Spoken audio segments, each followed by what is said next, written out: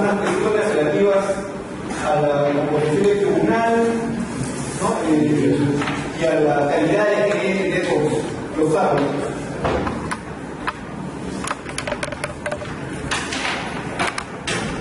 ¿De dónde van a poder los árbitros?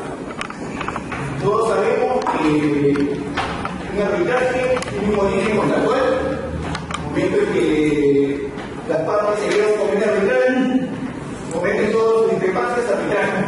A partir de eso, lo que están haciendo las partes es aceptar el pronunciamiento de un tribunal emita como un fallo definitivo. Y por otro lado tenemos a la legislación. Tenemos el artículo 139 de la Constitución que reconoce que el arbitraje es una jurisdicción y que las reglas de competencia que se encuentran introducidas en la ley de arbitraje, en el artículo 40, que establece la competencia del tribunal arbitral para conocer el fondo de la controversia y todas las cuestiones que sean conexas accesorias a la controversia. Y asimismo tenemos el artículo 41 que recoge el principio de competence, no sé si ya lo han visto en otras clases, ¿no? Que recoge pues, la facultad del tribunal de poderse pronunciar sobre su propia competencia.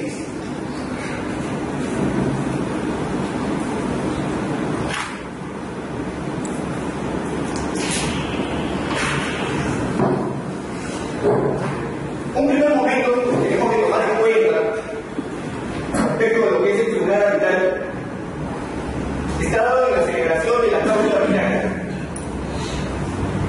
Al momento de redactar nuestro convenio, tenemos que tener en cuenta dos cosas. Primero,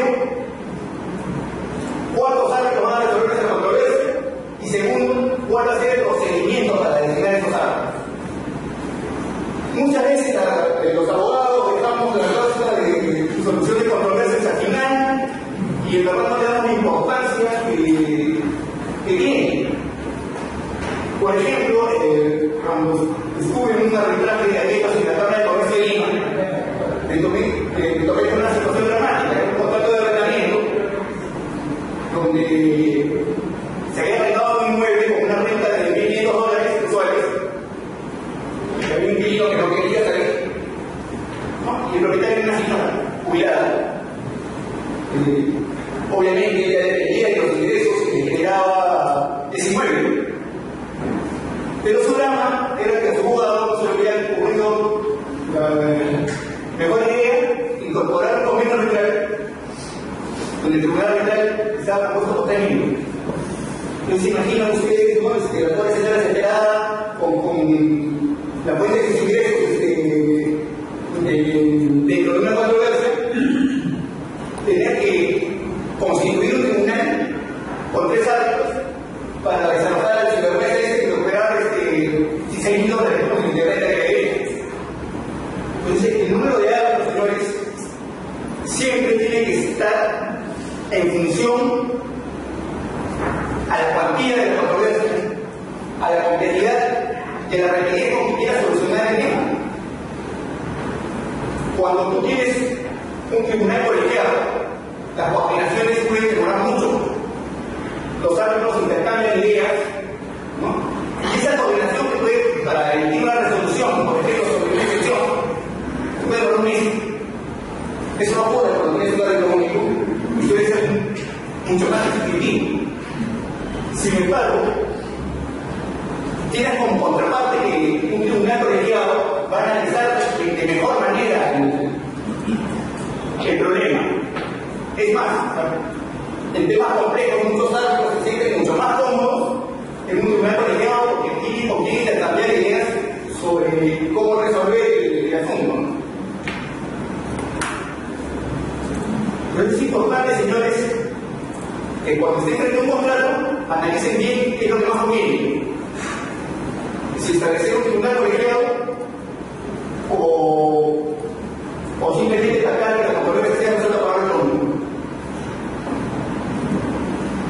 Ahora, con relación a esto, si por hoy omitimos establecer el número de árbitros, Dependiendo del sistema que nos encontremos, las normas adoptan soluciones distintas. En los arbitrajes comerciales se rigen por la ley de arbitraje, el decreto legislativo 1071. El artículo 19 establece que a falta de acuerdo, los árbitros son 3.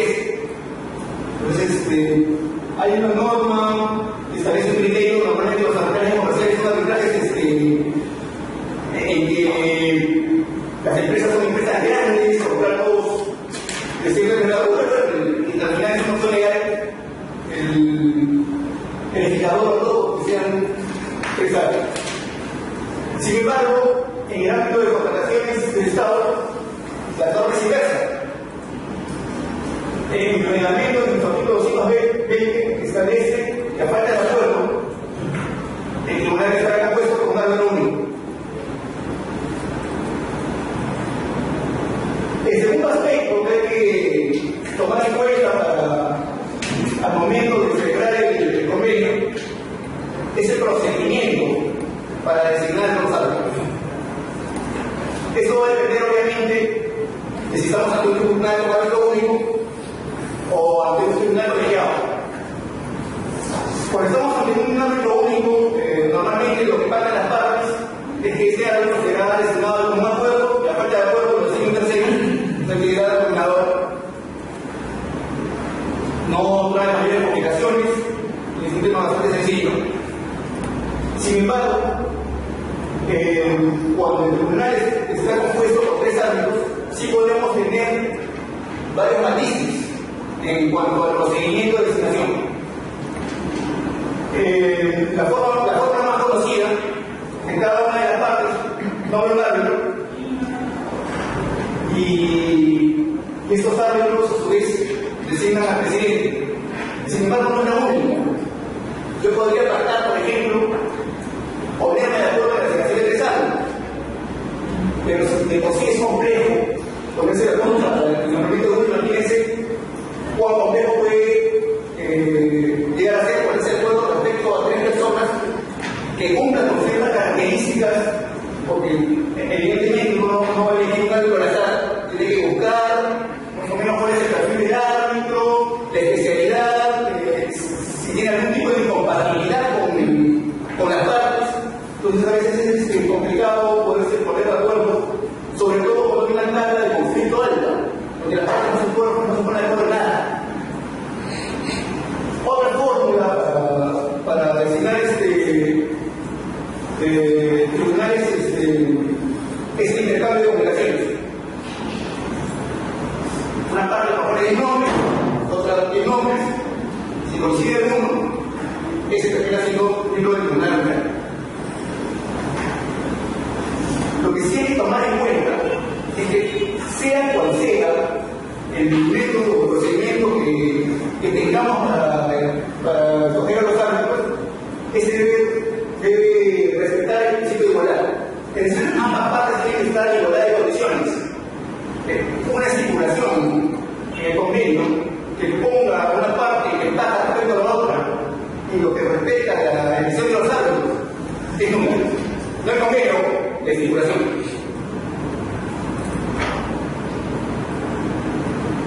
Ahora, uno de los aspectos que hemos estado discutiendo últimamente, por ejemplo, dentro de las instituciones arbitrales, es que si mantenemos un esquema donde las partes puedan designar libremente a los árbitros. Normalmente la mayoría de las listas de árbitros de las instituciones que existen en el país tienen listas abiertas, es decir, que cualquier persona puede nombrar a un árbitro, esté o no esté en la lista, y se reserva simplemente la designación del presidente o el árbitro único como requisito como uno de los requisitos que esté en la lista de la institución, o tiene una fórmula lista como la validación del árbitro. En la parte puede designar libremente al árbitro y después la institución lo valida y lo confirma. Sin embargo, ese esquema está siendo cuestionado últimamente, porque ocurre que se hace un uso abusivo del sistema. Muchas veces se confunde la libertad que tiene uno para nombrar algo, con el hecho de que puedo nombrar a mi abogado de parte como algo. Entonces, hay situaciones pues, que llegan a ser escandalosas donde uno ve, no es abogado, creo que la parte responde a los intereses de la parte, trabaja el procedimiento, nunca contesta a los correos, y bueno, pues eso se debe justamente al abuso que hace del sistema, y la institución muchas veces no tiene una forma más allá de los mecanismos que los reglamentos contemplen y que son activados por las propias partes. Por ejemplo, el procedimiento de recusación o el procedimiento de remoción de árbitros. Sin embargo, si es que no hay una parte que lo tiene, muchas veces las instituciones se ven un poco amarradas a ese tema. Entonces, se está pensando ir a un sistema de listas cerradas, es decir, que los árbitros solamente puedan ser designados en la lista de árbitros de cada institución. Pero eso también trae una ventaja, que reduce el universo de árbitros a un círculo muy pequeño, lo cual te genera una serie de incompatibilidades, ¿no? A mediano y largo plazo, porque van a ser los mismos árbitros que estén resolviendo las controversias. No sé qué opinan ustedes, esa es su opinión, ¿no? Porque es un tema que ahorita la discusión sobre claro, y además hay árbitros a los que en realidad con experiencia o porque simplemente no les interesa formar parte de un centro de habilidad, pero que son tan especialistas en una materia que no los podríamos elegir si es que no estamos formando parte de un centro de habilidad, siendo árbitros de una categoría superior.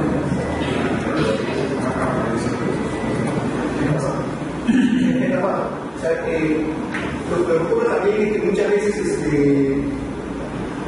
la labor de diseñar la lista, en muchos casos, no ha sido una labor que realmente los centros hayan estado contentos, ¿no? Como para poder dar un abanico de árbitros de distintas especialidades y con todas las garantías de caso, ¿no? Creo que ahí los centros de arbitraje tenemos un rol sumamente importante en cuanto al filtro de árbitros, ¿no? No sé si empieza de una manera distinta a la que acá plantean en los otros patrones.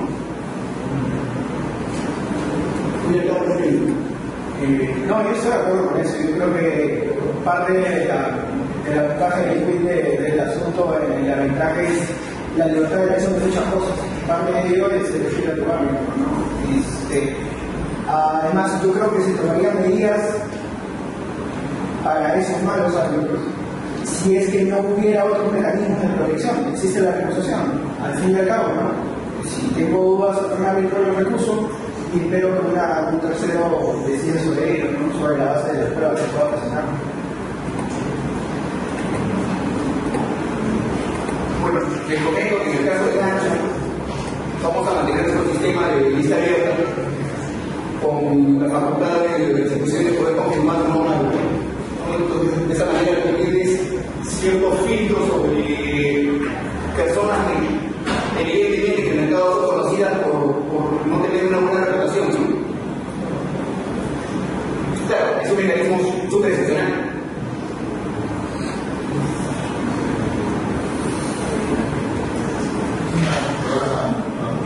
¿Es un mecanismo tipo CCI? Sí, es un mecanismo que se trae en el reglamento de la CCI, con el tema de la nacionalidad. Ahora, la verdad todavía no hemos tenido un caso donde se haya quitado un árbitro con ese mecanismo.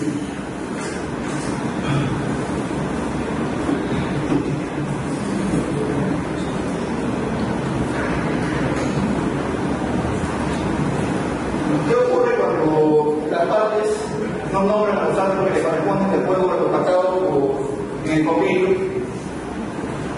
Bueno, se tiene que recurrir a los procedimientos establecidos de manera superior en los reglamentos de cada discusión o a la entidad nominadora en caso se haya pactado. Es decir, en el propio convenio lo puede haber establecido, por decir, al Colegio de Abogados de Lima, para que nombre a los árbitros por defecto, en caso alguna de las partes no los nombre, o no lleguemos a un acuerdo respecto al árbitro único o al presidente. La ley de arbitraje establece esta tarea, este rol de designación por defecto que corresponde a la Cámara de Comercio. Ese es un cambio que introdujo la ley del año 2008, porque antes ese rol ocurre en la mayoría de países del mundo. Es del Poder Judicial. Es una ley bastante vanguardista en ese tema. Y creo que justamente las cámaras, que son aquellas que en un primer momento impulsaron el arbitraje como mecanismo de solución de controversias, son una buena respuesta a esa problemática, ¿no? Y así, de esa manera, evitamos tener que ir y recurrir al Poder Judicial, que es justamente lo que se quiere evitar cuando se está tratando de arbitraje. No obstante ello, también hay algunos problemas con relación a este sistema.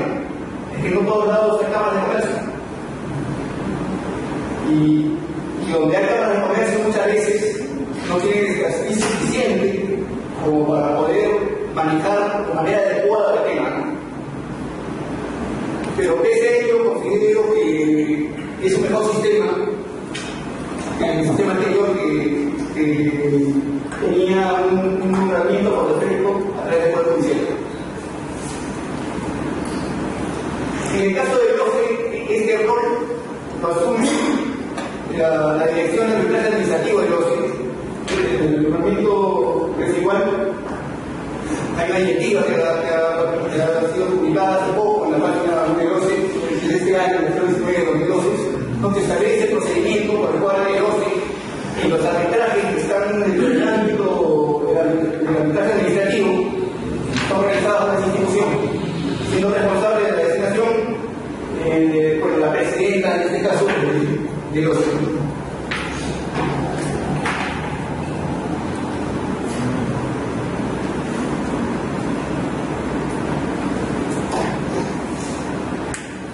¿Qué requisitos establece la ley para ser árbitro? Los requisitos en la norma son mínimos. Básicamente se establece que deben ser personas naturales. Al respecto de la ley derogada, la ley 1572, establecida cuando se nombraba a una persona jurídica como árbitro, se debía entender que ese nombramiento se realizaba como entidad nominadora, dice el antecedente legislativo. Se establece que las personas deben gozar de ejercicio de los sujetos civiles. No puedo designar a un menor de edad o un incapaz, ¿no? Como árbitro, es una cuestión obvia. Y no tener incompatibilidades. La norma establece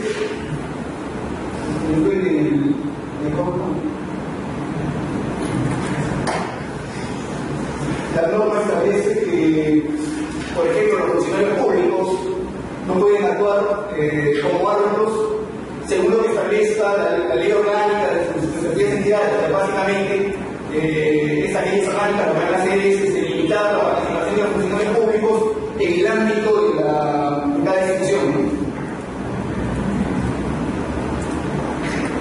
Ahora, si bien los dos primeros supuestos nos parecen naturales, eso se puede realizar en un arbitraje internacional. Claro, para la ley peruana es obvio que una persona capaz es aquella que tiene 18 años, que mayor de 18 años, ¿no? Que al menos no tiene problemas mentales, o sea, una persona capaz. Sin embargo, la norma no va a ser necesariamente igual en otros países. Entonces podría tener un supuesto que le enseñe un árbitro chileno, que la ley chilena establece que la mayoría es a los 16.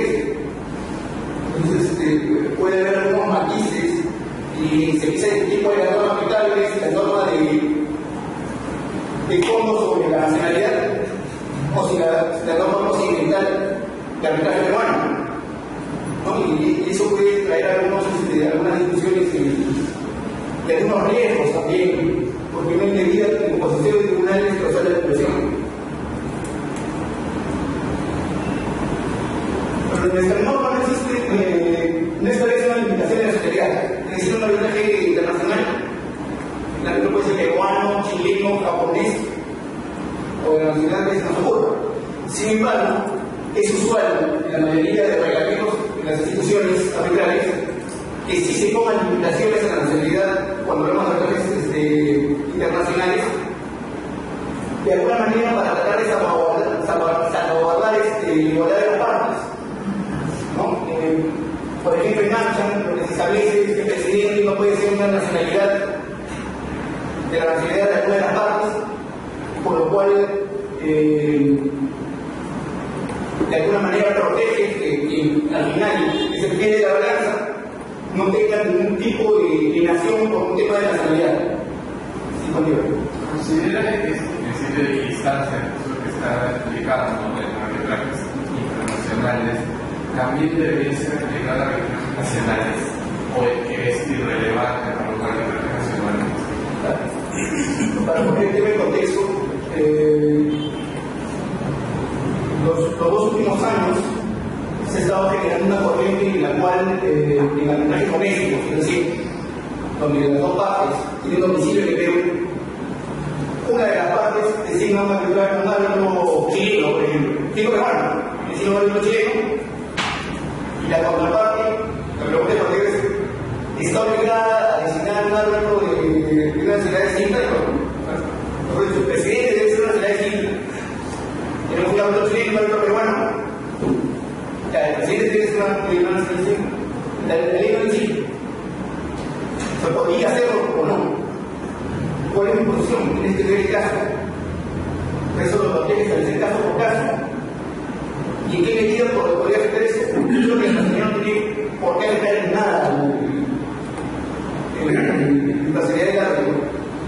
Sin embargo, ciertos comentarios que se escriben en cada caso, temas de especialidad, conocimiento de la materia, ¿no? Y probablemente un árbitro extranjero no va a tener características, va a tener un árbitro peruano, ¿no? Entonces es un tema no solo discutible, pero la respuesta es no hay obligación legal. Si no hay obligación legal, podría ser o extranjero o peruano. Es más, en Amchan hubo un caso parecido eso, y esa fue la respuesta de la Corte. Que podría ser, o sea, no hay una limitación legal para elegir a un árbitro extranjero o para establecer que el presidente sea peruano.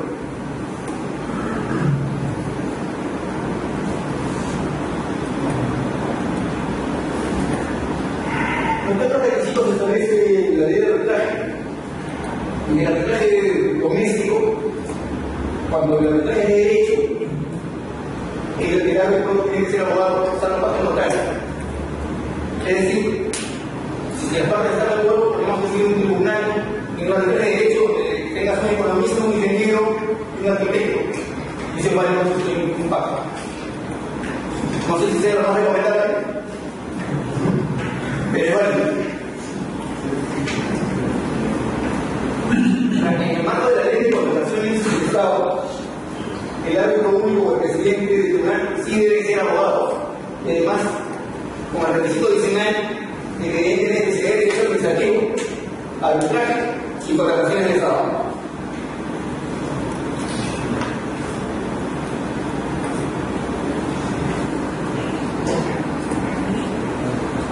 Un segundo momento en el cual debemos hacer un análisis detenido de la composición del tribunal, es el momento de elegir los árbitros. ¿Qué aspectos se toman en cuenta? Lo primero, el poder elegir como árbitro conoce el tema. Si es un tema eléctrico, probablemente designaré un abogado especialista en temas de energía o un ingeniero, dependiendo de si es una arbitraje de derecho o de confidencia, que tenga experiencia. Es importantísimo, señores. Muchas veces hay arbitrajes que se van de las manos porque los árbitros tienen experiencia. O por ejemplo, en situaciones súper incómodas en audiencias, donde tienen que interrogar testigos, ¿no? Y de repente pues empiezan a hacer preguntas que no tienen nada que ver con la controversia, y el tribunal no da las pautas suficientes como para que la declaración se cause.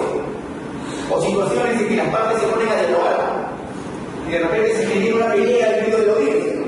Entonces, equilibrar árbitro que decide que es una persona que tiene experiencia en arbitraje. Es importante muchas veces el soporte de una secretaría o una institución, pero el árbitro tiene que conocer un poco sobre cómo conducir un procedimiento, ¿no?, arbitrario.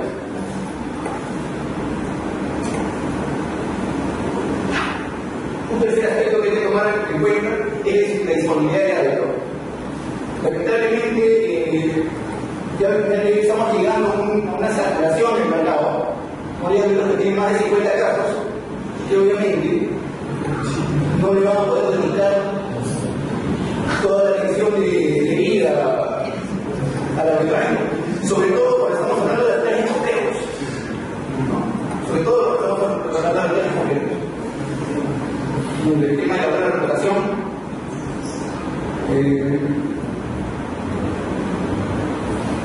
si es que uno le enseña un árbitro que es abogado, pensando que eso necesariamente va a ser beneficioso, piénselo dos veces, señores, porque si es que el presidente del tribunal de arbitraje es una persona seria, el efecto que van a tener es el efecto contrario, porque si se da cuenta que al final quien tiene la balanza suele ser el presidente. Entonces, cuando elija un árbitro, tómense el trabajo de que sea una persona que tenga buena reputación dentro de ella, ¿no?, para evitar una situación en la cual el presidente pueda inclinarse hacia el otro lado, ¿no? Los dos últimos aspectos a tomar en cuenta están vinculados más a arbitrajes internacionales. El arbitraje internacional, el manejo de la cultura jurídica de la parte que estoy designando es importante. Entonces estoy frente a una contraparte que es una cultura anglosajona. Es preferible designar a un árbitro que tenga conocimiento más de un derecho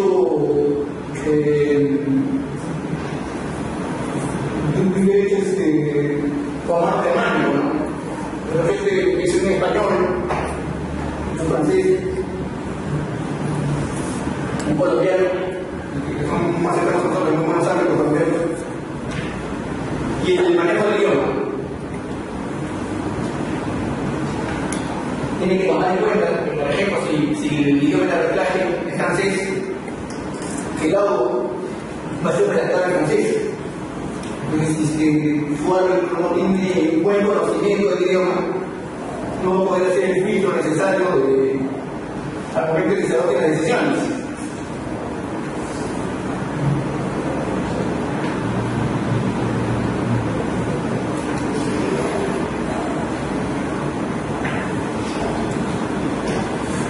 ¿Qué obligaciones tienen los árbitros?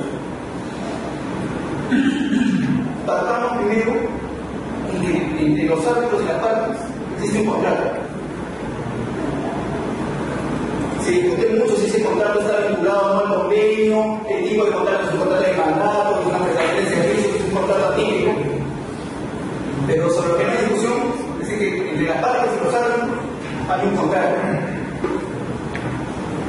Que no existe un documento, no existe un documento contractual, que normalmente las estipulaciones, entre comillas, contractuales van a estar incluidas en el reglamento de arbitraje de la institución o en el acta de instalación. Normalmente es así.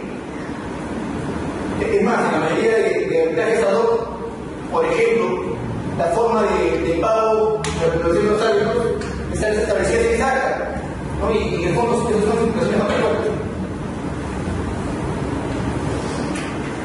Bueno, pero ¿cuáles son las obligaciones que se derivan de los árbitros en ese contrato?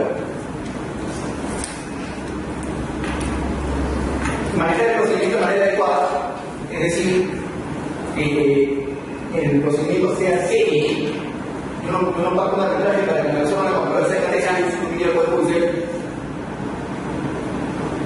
Y que el procedimiento se adecue a la naturaleza del arbitraje, señores. Yo no quiero una persona que me pide el código procesal en un arbitraje. Yo quiero una persona con su expertise que pueda acomodar el procedimiento debido a las particularidades de cada caso. Que tenga cierto grado de flexibilidad en el procedimiento. Entonces, es necesario que los árbitros tengan cierto manejo de la institución aplicable. Yo me acuerdo cuando hace algunos años, cuando recién empecé a introducirme al tema penal, más o menos hace unos 10 años, cuando empecé en la carrera de Educación de Lima, el 90% de los árbitros querían aplicar el Código de Procesal Civil. El arbitraje era un minijuicio donde te citaban el código, decían, ¿sabes qué? Se aplica satisfactoriamente, ¿no?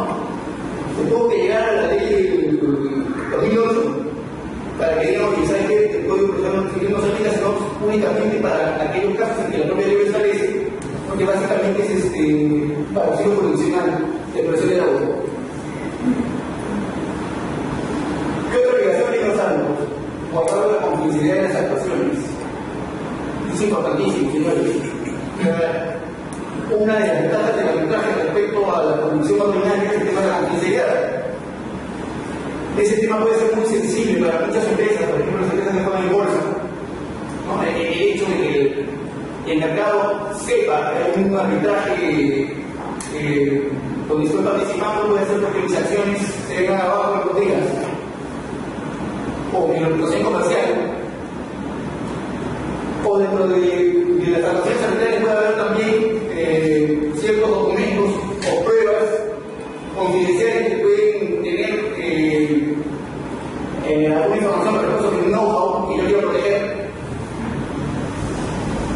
Bueno, entonces es una de las obligaciones de los árbitros importantes, ¿no? Que tengan reserva de todo lo que se actúa en el arbitraje. Ahora, eso en el tema de la materia de contrataciones, al hablar de una de las partes del Estado, se relativiza porque los laudos son públicos. Entonces tienes, por un lado, el tema de la confidencialidad, por otro lado, el principio de transparencia, al haber fondos públicos acá. Pero en líneas generales, la confidencialidad es un tema sumamente importante en los arbitrajes comerciales.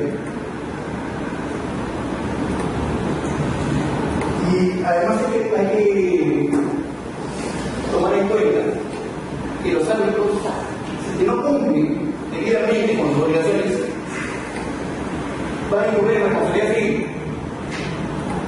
Hasta ahora no he visto ningún caso que hayan empatado a un árbitro por responsabilidad civil, pero la norma faculta estaría el artículo 32 de la ley de arbitraje establece una responsabilidad para los árbitros que no cumplen de manera adecuada con sus funciones. No sé, hasta ahora no he visto ningún caso donde se haya activado ese mecanismo, pero podría ocurrir. ¿Ustedes conocen algunos? Tampoco.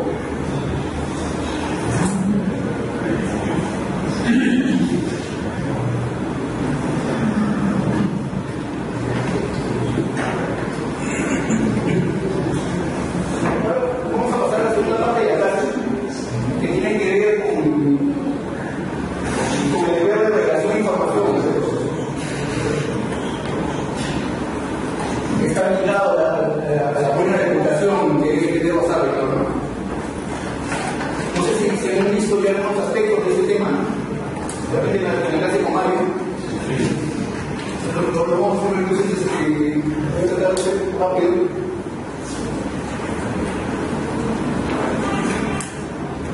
Las definiciones que da el diccionario de la academia, se la puede consultar en el diccionario, no es necesario que la lea, pero básicamente lo que hay que tomar en cuenta es que la imparcialidad está vinculada a aspectos subjetivos que pueda tener el árbitro, mientras que la independencia es objetiva y está relacionada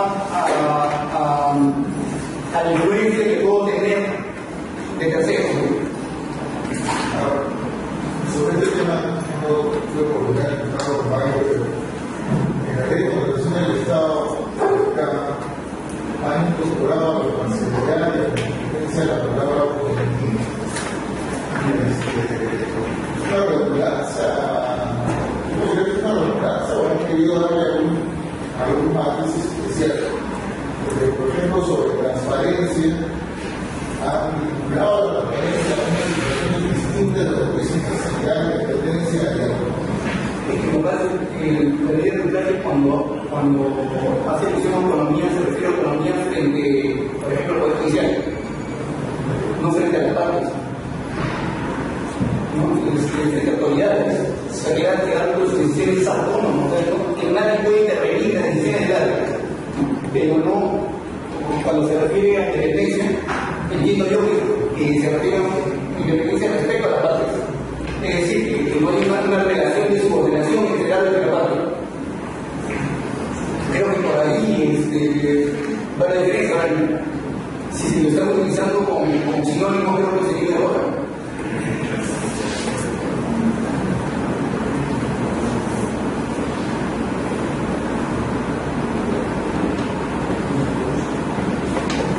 Bueno, el deber de regulación está recogido en el artículo 28 de la ley de arbitraje.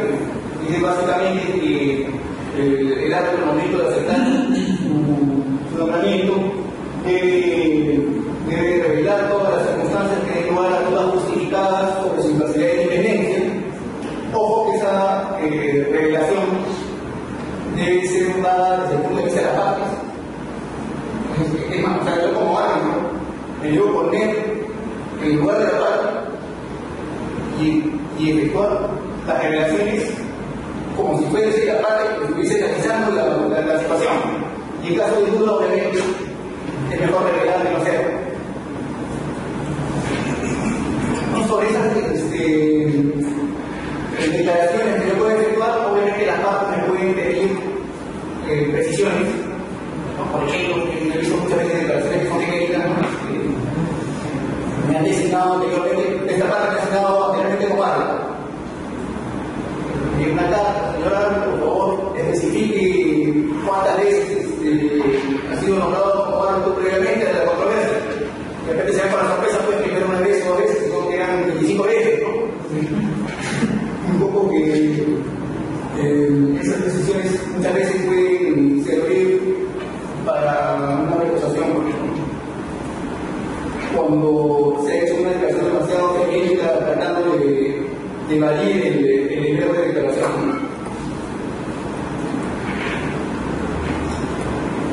El artículo 52.8 de la ley de contrataciones tiene una obligación similar.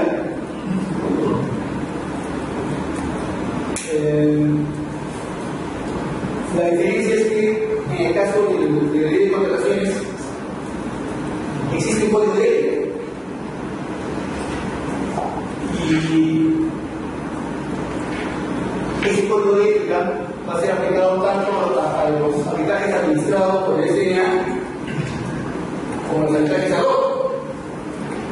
Y es más, o sea, con la última modificación, dice el código de ética se aplica supletoriamente a los códigos de ética de las instituciones arbitrales, ¿no? Lo cual es un exceso, ¿no? Es un exceso. Por todos lados, o sea, si las partes están pactando que el arbitraje sea administrado por instituciones donde confían en la legalidad de esta institución, y mismo como una institución como no se puede regular directamente sobre normas que son totalmente privadas, por más que las partes sean Estado. Eso también es importante, el cumplimiento de las normas establecidas en la ley de contrataciones, en el código de ética del OCE, genera sanciones administrativas. Ese tema es súper discutible, de qué manera el OCE tiene facultades para sancionar árbitros, ¿no? Sobre todo cuando recientemente han incorporado algunas situaciones en las cuales se puede sancionar con aspectos relativos al fondo, ¿no? La famosa prelación de normas. Desde qué punto pues, una entidad administrativa puede efectuar sanciones sobre un órgano que tiene naturaleza jurisdiccional, de lo que es súper discutible. Desde mi punto de vista creo que es un exceso total. Pero bueno, yo entendido o han querido tener una buena intención con eso, pero el efecto que van a conseguir es que la gente que realmente aplica bien se termina matando el sistema, porque tienen una mochila adicional con todas esas normativas que han aprobado, ¿no?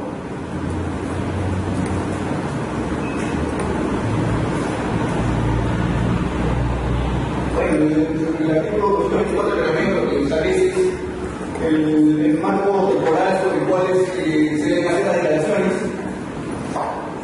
Para el marco temporal este tipo de normas siempre es relativo. Igual creo yo que se tiene que hacer una evaluación caso por caso, dependiendo de la relevancia de lo que se tiene que declarar. Ojo, ese es un marco temporal para el periodo de declaración. No es que haya algo más antiguo, no lo revele, simplemente ya se puede causar. O podría haber una causal que es más antigua, que no haya revelado, que no está obligado a revelar, pero que sí podría ser declarada fundada la acusación sobre la base de esa causal. Por ejemplo, me han pasado 5 años y medio, ¿no? Y que yo haya escrito un contrato que se contrato más importante de mi vida, ¿no? Con 15 millones de dólares, sobre el contrato sobre el cual yo voy a recibir el 10%. Entonces, como que quizá haya matices sobre el tema. O que haya estado casado con una representante legal de igual, hace 5 años y medio. Mi esposa, pero sí, 5 años y medio, yo era el representante de la parte. ¿Existe causal? Claro, no existe deber de revelar, pero existe causal.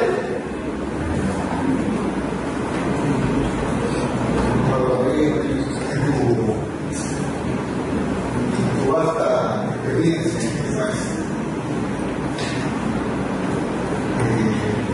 la diferencia entre la existencia de una causal y la aplicación temporal, en el caso de la contratación con el Estado, puede ser sufrido un matiz. Es el siguiente. De acuerdo a la nueva normativa del tiempo, que esto se ha convertido en una suerte de procedimiento administrativo de la recusación, que es distinta de la recusación que está regida por normas de código de ética, que es la que rige las instituciones arbitrarias en general. Por consecuencia, si estamos en un matiz casi administrativista de la recusación, no me puede aplicar un criterio amplio de la causal de recusación, porque si no estaría infringiendo el principio de necesidad de legalidad que establece la normativa general de derecho administrativo, de las sanciones solo se pueden aplicar. En este caso, la recusación es una sanción, ya no es un apartamiento, porque simplemente El mismo que permite la recusación, los también usar el tribunal de la institución de la recusación. O sea, el diseño de una recusación que pueda salvaguardar el procedimiento, ¿no? Y tener un fallo limpio, ¿no? Y entiendo perfectamente la recusación que es un tema administrativo, etc. O tomar la recusación como una sanción administrativa.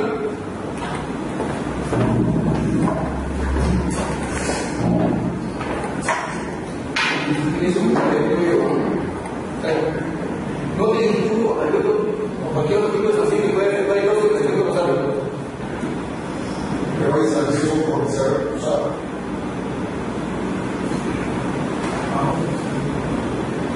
Ahora sí. Entonces, la recusación es la causa de la sanción administrativa. Sí, entonces, yo no creo que el norma esté poniendo una limitación a los supuestos. Si tienes un supuesto de facilidad fragante, no creo que un marco temporal lo pueda eliminar. O es un marco temporal para declarar la circunstancia. O sea, no está diciendo, ¿sabes qué? Todo lo que hemos podido 5 años atrás no existe. No estás obligado a declarar. Las cosas hasta hace 5 años.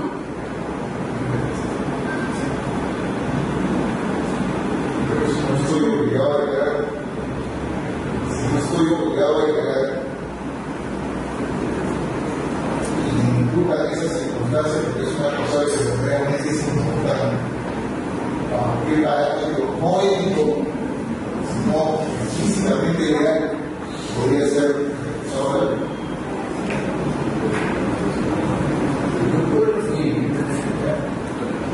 Yo tengo la obligación de declarar, correcto. Supongamos que dentro de esos 5 años yo declaro A, B y Z. Ese A, B y Z no necesariamente son causales de la población. Simplemente son hechos y circunstancias que ponen en duda que podrían poner en duda el parcial de internet. Sobre ella va a haber un análisis de si es que realmente existen elementos como para poder declarar una conclusión fundada o no.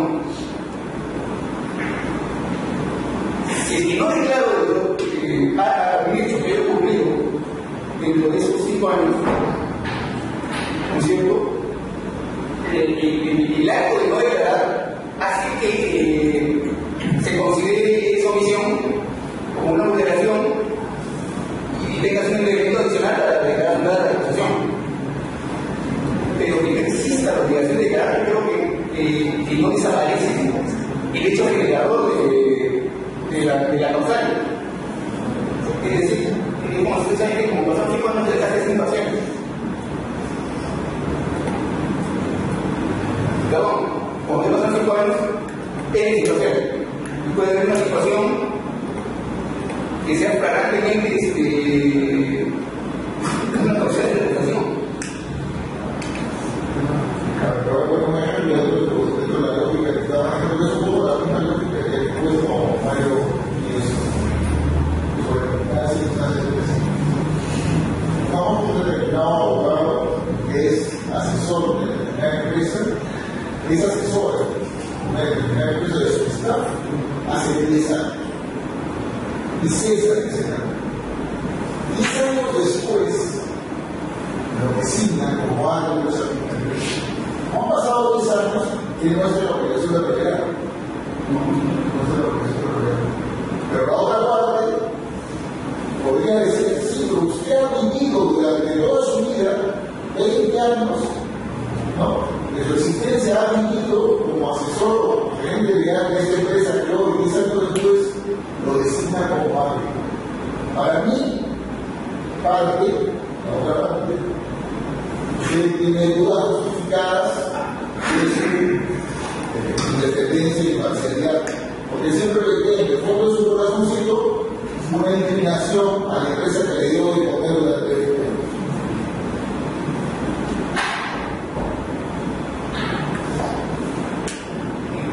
En ese supuesto, la organización se matiza con tiempo, pero esos supuestos en que son tan marcados que, por ejemplo, una ocasión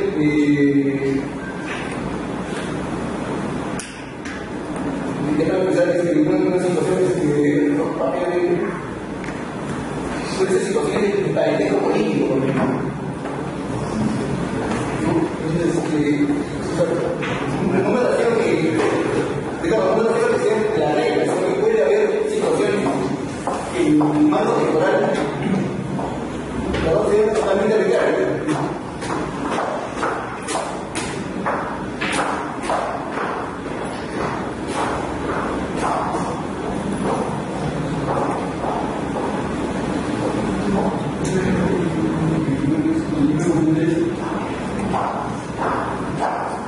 El tema de la organización, incluir la declaración de empresa, el plegamiento de la ley de contrataciones.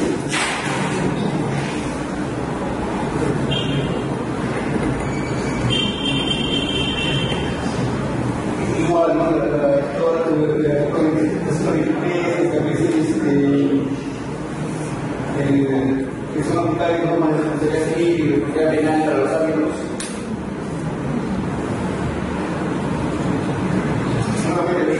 Esta parte vamos a pasar un poco rápido, creo que ya han visto y estaríamos todo lo que es recuperar la información, eso no lo han visto, el tema de la decisión sensiva. ¿No? Ya. En el arbitraje comercial internacional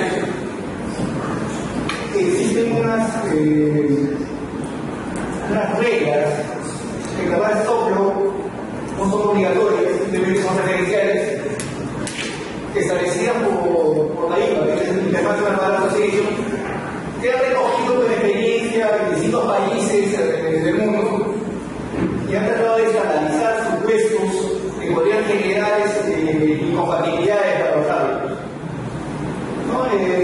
Estas reglas han establecido una suerte de semáforo para distintas situaciones que se pueden considerar podrían generar dudas sobre la imparcialidad e independencia del árbitro. En primer lugar tenemos las situaciones que están dentro de la luz roja, un listado rojo, que básicamente va a tener supuestos que deben ser dispensados expresamente por las partes y supuestos que simplemente son incompatibilidades absolutas, es decir, la parte alemana. No hay forma de dispensarlas, o soy el representante legal de la parte. Pero hay otros supuestos que podrían declararlos y que la otra parte los puede dispensar.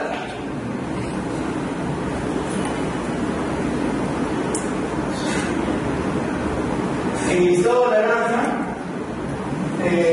son situaciones en que las partes no tienen que dispensar expresamente, que las podrían dispensar, pero que no lo hacen y no lo respetan dentro de un caso determinado, se tiene que estar de acuerdo con la situación. Y en el estado verde, simplemente pues son situaciones que no tienen ningún tipo de incompatibilidad. De alguna manera, esas reglas lo que he leído es que dan ciertas pautas, son directrices, no son normas absolutas. Siempre los supuestos superan tremendamente a cualquier enumeración que se puede hacer de situaciones.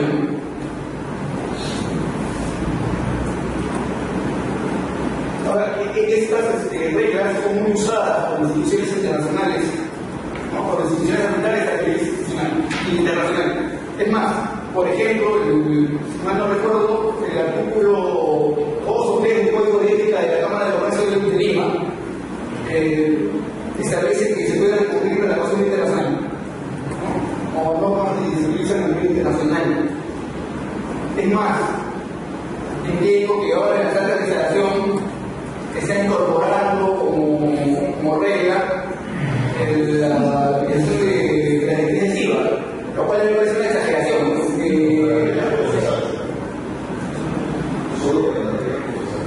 ¿Cuáles son la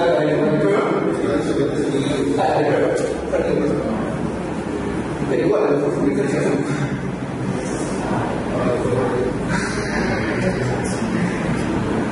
El tema de la construcción de la vida nacional es procedimiento, los causales. ¿Sí?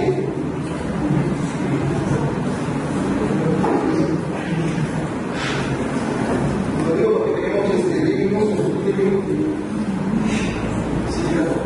aporte, ¿hasta dónde consideras que debe entenderse la expresión parte?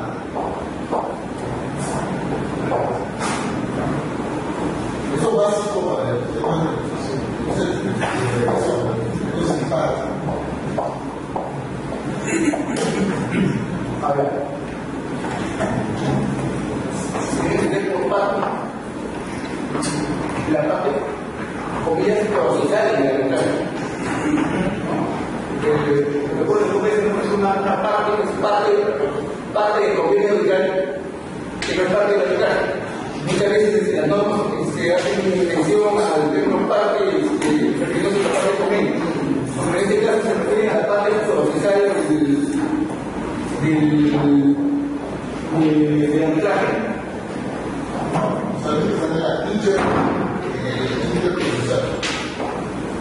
Así es, para la negociación, ojo, para la negociación, porque hay otro tipo de derechos, por ejemplo, de derechos convencionales que se pueden servir a otros participantes del arbitraje como peritos, testigos y demás. Partes, demandante y demandado, ¿no? Y eso es lo que se debe recoger. Ahora, siendo aprovechando un minuto. Ojo, sí, ojo. se extiende. Ojo, justo ese libro. Ojo, hay supuestos en la norma donde te va a extender algunos deberes a representantes, abogados, no, pero eso te lo va a caso por caso. Eso te lo va a caso por caso. No, pero ese concepto de caso que se refiere al artículo 14 de la ley, los árbitros tendrían que hacer una nueva declaración respecto de la parte que se ha incorporado y que no declaró en el momento de su aceptación como árbitro. Hay un tema con los casos de arbitraje municipal, en verdad se genera un problema, porque en verdad eso sería solucionar con la composición del tribunal. Hay un caso que es famoso, que es el caso Turco, en el cual se va a una relación de laudo con una composición porque se incorpora, ¿no?, a una parte adicional a un tercero, luego que sería aplica cuando está la composición tribunal y ese tercero por un ratito, por si acaso, ¿sabes qué? Y no tuve la oportunidad de hacer algo, yo tengo intereses propios, se terminó el plan del laudo. Entonces, ¿cuáles son las soluciones que se dan a ese tipo de situaciones? Por ejemplo, en una arbitraje ad hoc eso es compiladísimo. La parte no se va a poner de acuerdo en nada. Las instituciones arbitrales normalmente lo que establecen son normas para componer el tribunal en situaciones de arbitraje municipal. Entonces, normalmente la regla es que la institución que aprende a asignar con los 3 miembros del tribunal. Por lo cual, es un tipo de cuestionamiento. Ahora, si hay una incorporación posterior, porque todos los participantes están de acuerdo, y se incorpora el arbitraje, comillas, tercero del arbitraje, pero parte del convenio, ¿no?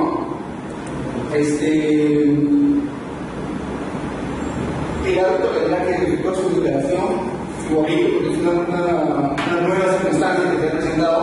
Es más, podría ocurrir que frente a cualquiera de las partes que están en el proceso se tiene una situación, igual la tengo que declarar, ¿no?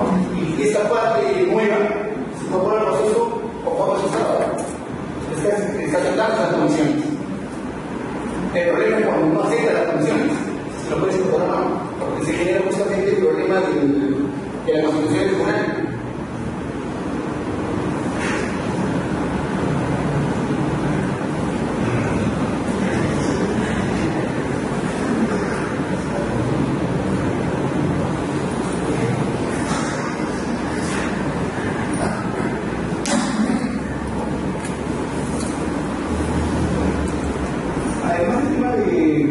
La reputación, de imparcialidad y independencia, la nueva ley ha incorporado dos figuras que están pensadas justamente para aquellos árbitros que se dedican a atentar contra el arbitraje. El árbitro terrorista, el árbitro camisetado, que lo único que quiere es entorpecer, bueno, no voy a las audiencias, no confieso los correos, no emito opinión. La ley trajo la sanción, la remoción y la renuncia. Claro, la ley lo pone de una manera elegante, ¿no? Si cuando un árbitro tiene pedido derecho a las instituciones, o por cualquier otro motivo no es eso, en un caso nacional, se será de cargo si las partes acuerdan su remoción. En el caso de la remoción, tiene que existir acuerdo de las partes para poder sacar un árbitro que no trabaja del arbitraje. Claro, eso no te soluciona el tema del uso terrorista. Porque obviamente la parte que ha incorporado ese árbitro al procedimiento no lo va a demoler. Sin embargo, te da la facultad de que si hay desacuerdo de las partes,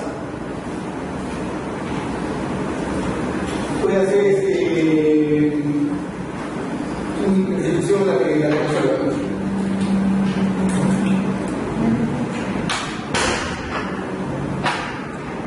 Igual, los otros árbitros que componen el tribunal podrían solicitar que el árbitro, el tercer árbitro que no participa en las sesiones, por ejemplo, sea removido, ¿no? Porque ese árbitro se rehúsa constantemente a emitir opiniones. Entonces, de alguna manera, con eso lo que se quiere proteger es el desarrollo del procedimiento. ¿No? Y todas situaciones escandalosas donde una persona no quiere hacer su trabajo o tiene, comillas, la misión de entorpecer el tema. ¿No?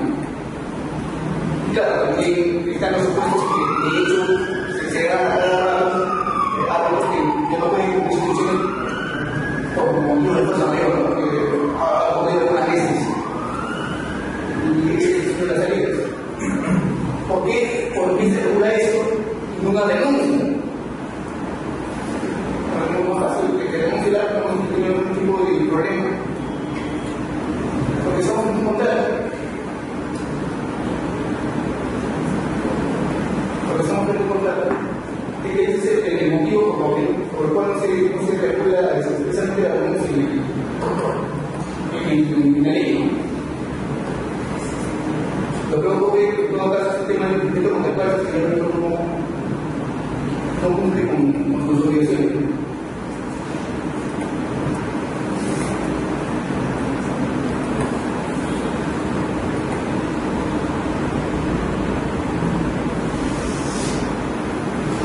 Igual, la norma también establece un sistema para reemplazar al árbitro remueve. Haciendo relación al reglamento de la institución correspondiente con su efecto a las cámaras de comercio, como en el caso de la designación de árbitros.